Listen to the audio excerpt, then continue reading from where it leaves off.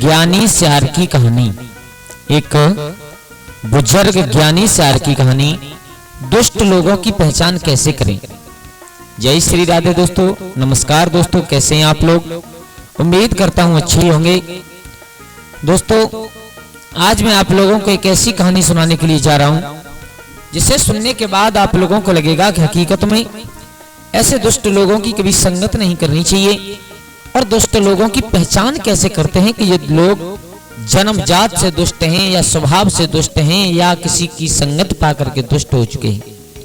आ जाओ, कहानी प्रारंभ करने से पहले आप लोगों से मेरा एक निवेदन है कि अगर आप हमारे गजब ज्ञान यूट्यूब चैनल पर नए दर्शक मेहमान बंधु बनकर के आए हैं तो प्लीज हमारे चैनल को सब्सक्राइब करें और हो सके तो अपने परिवार और दोस्तों के साथ में शेयर जरूर करें। दोस्तों न जाने कौन सी बात आप लोगों को अच्छी लग जाए, न जाने कौन सी बात आप लोगों के दिमाग में टच हो जाए जिससे हमारे जीवन पर बहुत बड़ा प्रभाव पड़ेगा। तो आ जाओ कहानी प्रारंभ करते हैं। देखो संसार में चार प्रवृत्ति के लोग हुआ करते हैं, चार तरह के इंसान होते हैं। सबसे पहले इंसान होते हैं वो ऊपर से भी कठोर दिखाई देते हैं और अंदर से भी बहुत कठोर होते हैं। और ऐसे लोगों को समझना बहुत आसान बात होती है। जो ऊपर से कठोर हैं, अंदर से कठोर हैं, ऐसे लोगों को समझना बहुत आसान होता है। और दूसरी तरह के लोग होते हैं जो ऊपर से कठोर होते हैं लेकिन अंदर से बहुत कोमल होते हैं। बहुत तुम्हें देखने में तो बहुत खतरनाक महसूस होंगे लेकिन अंदर से उनका दिल बहुत साफ होता है। ये लोग ज्यादा हमारे लिए खतरनाक नहीं साबित होते। और तीसरे लोग होते हैं वो तीसरे होते हैं कि ऊपर से भी कोमल होते हैं और अंदर से भी कोमल होते हैं, यानी दोनों तरफ से बहुत सज्जन स्वभाव के होते हैं। ऐसे लोगों से, ऐसे इंसानों से हमें कभी कोई खतरा नहीं होता। और जो चौथे लोग होते हैं जो सबसे ज्यादा खतरनाक वो होते हैं कि ऊपर से तो बड़े कोमल मीठे दिखाई देते हैं लेकिन पेट से बहुत ज्यादा गंदे हुआ करते हैं, बहुत ज्यादा क्रूर होते हैं। ऐसे लोगों को पहचानना, ऐसे लोगों को समझ पाना बड़ी मुश्किल बात होती है। और ये लोग अपने इसी चीज का फायदा उठा करके, अपने इसी भोलेपन का, जो ऊपर से भोले दिखाई देते हैं, इस चीज का फायदा उठा करके लोगों को फंसा लेते हैं। दोस्तों इन लोगों की पहचान करना सबसे ज्यादा जरूरी होती है। और इन लोगों को, कठोर लोगों से ज्यादा हम लोगों को खतरा होता है इनसे। तो आ जाओ आपको एक कहानी सुनाते हैं जिसके माध्यम से आप लोगों की समझ में आएगी कि हकीकत में ऐसे लोगों का कभी साथ नहीं देना चाहिए। देखो किसी नगर में एक राजा था और वो बहुत सज्जनशील स्वभाव का, धार्मिक प्रवृत्ति का इंसान था। हवन यज्ञ करना, दूसरों की सहायता करना, अपनी प्रजा को पुत्र के समान प्यार देने वाला। कुछ समय बाद उस राजा की मृत्यु हुई तो उसे जन्म मिला। किसी कारण बस उसका कोई कर्म खराब हो गया जिस कारण उसे एक सियार का जन्म मिला। जंगल में सियार की जन्म मिला उसे। तो वो राजा ऐसा था कि उसे अपनी पिछली जिंदगी याद थी। सियार तो बन गया लेकिन अपनी पिछली जिंदगी उसे याद थी। तो वो अब ये चाहता है कि भगवान पता नहीं हमने कौन सा बुरा कर्म किया जो हमें ये सियार की जिंदगी मिली और अब ऐसी योनि में डाल दिए कि बगैर बात के जीवों को मारना, हत्या करना पड़ेगा पेट भरने के लिए। तो अब की बार पता नहीं कौन सी जिंदगी मिलेगी। तो देखो सियार रहते हुए, सियार की योनि में जन्म लेने के बाद भी उसने अपना लिया कि वो अपने हाथ से अपने पेट की भूख बुझाने के लिए किसी जीव को मारेगा नहीं, केवल फल खा करके और अपना जीवन यापन करेगा। हाँ इतना हो सकता है कि कमजोर हो जाएगा लेकिन मरेगा नहीं, ये बात पक्की है मेरे भैया। अब एक मरघट में जाकर के रहने लगा वो सियार।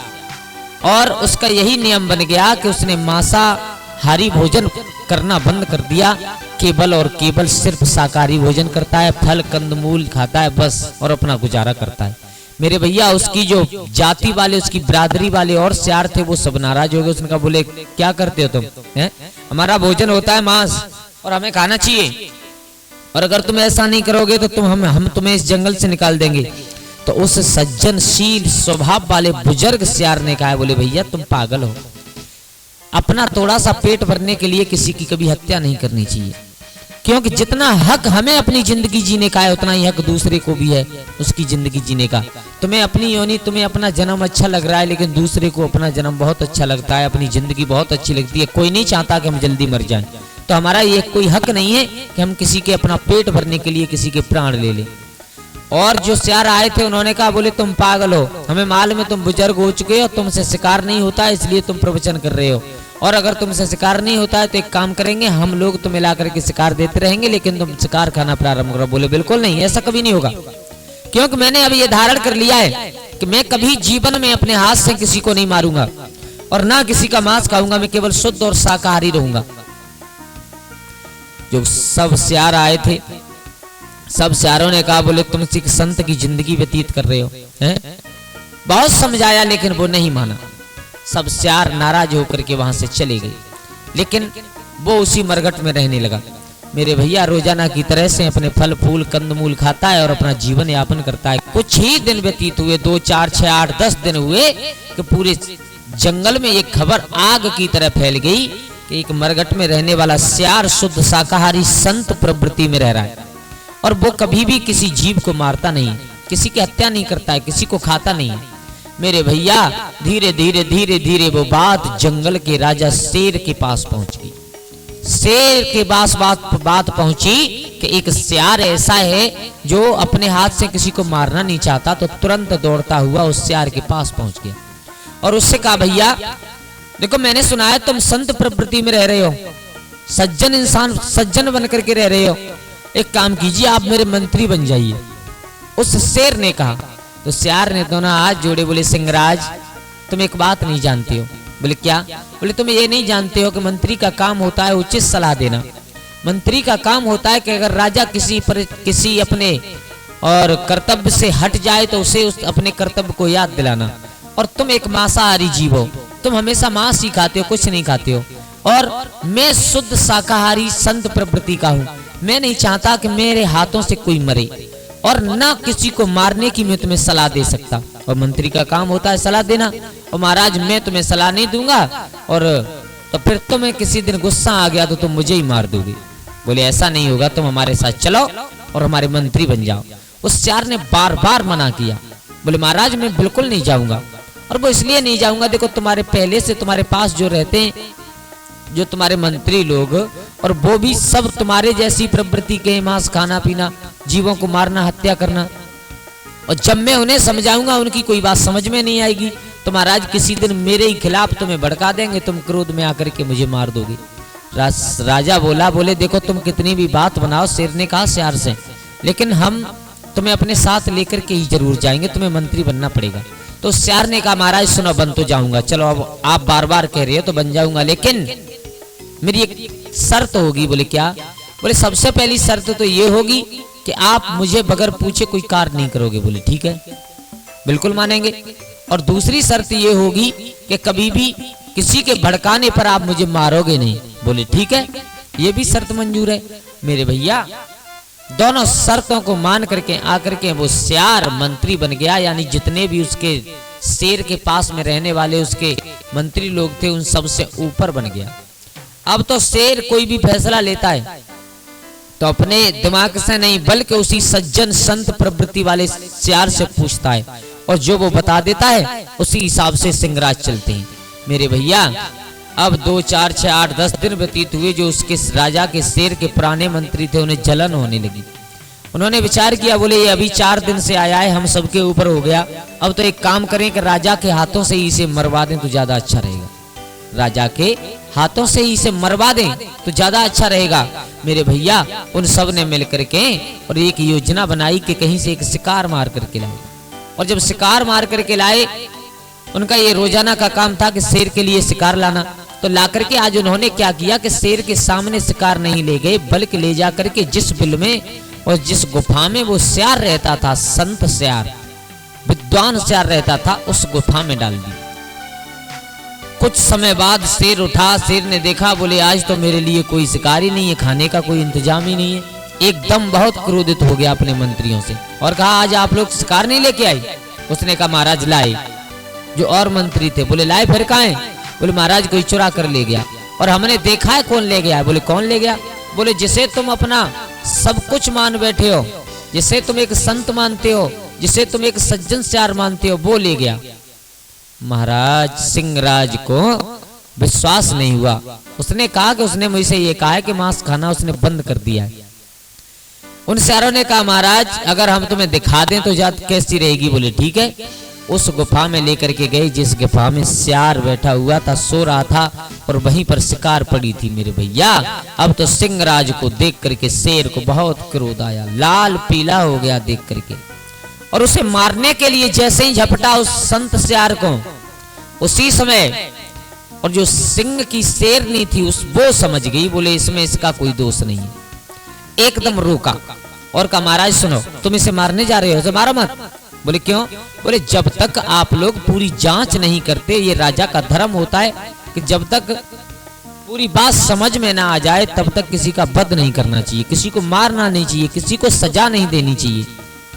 ऐसा भी तो हो सकता है कि इन लोगों ने और इसे मरवाने के लिए ये इसके पास भिजवा दियो, इसके पास रख दियो।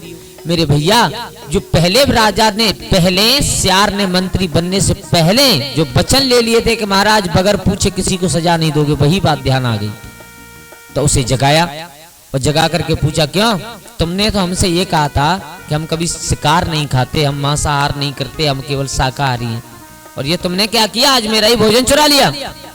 मेरे भैया सियार डर से कांपने लगा और कांपने के बाद महाराज से कहा महाराज तुम्हें नहीं मालूम है, जिस राजा के मंत्री, जिस राजा के सलाहीगिर बेईमान हो वो राजा कभी दुनिया में सक्सेस नहीं हो सकता।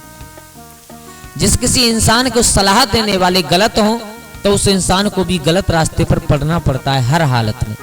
महाराज देखो आप सब बातें भूल गए, हमने आपसे कहा था और वही बात आज सामने आ गई।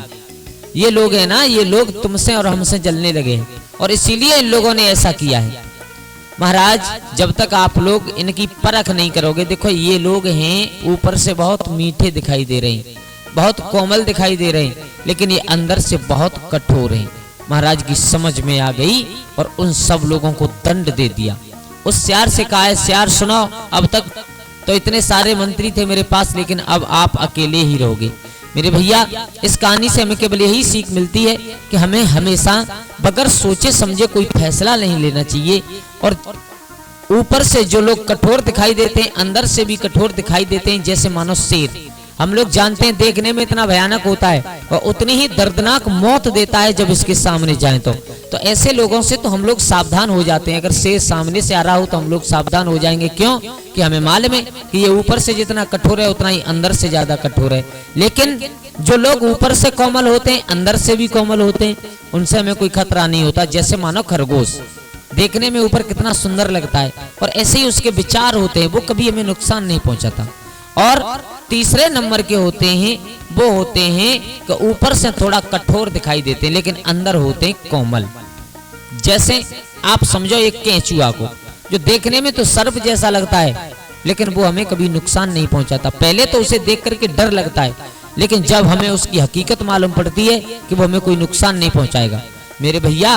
और चौथे लोग होते हैं ऊपर से कोमल दिखते हैं लेकिन पेट में बहुत कठोर होते हैं।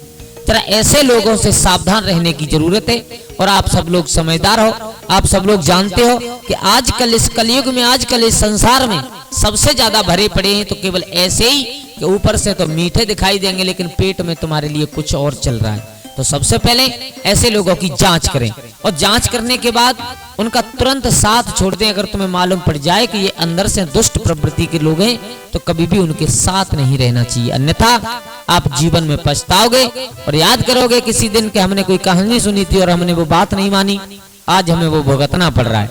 तो दोस्तों कैसी लगी आप लोगों को हमारी ये कहानी? अगर अच्छी लगी हो तो प्लीज हमारे गजब ज्ञान यूट्यूब चैनल को सब्सक्राइब करें, हो सके तो कमेंट करें और अपने परिवार के साथ में शेयर जरूर करें। आज के लिए बस इतना ही, कल फिर मिलते हैं एक नई कहानी, एक नई चर्चा के साथ। तब तक के लिए सभी लोग आनंदित रहिए, खुश रहिए। जय श्री राधे, जय श्री राम।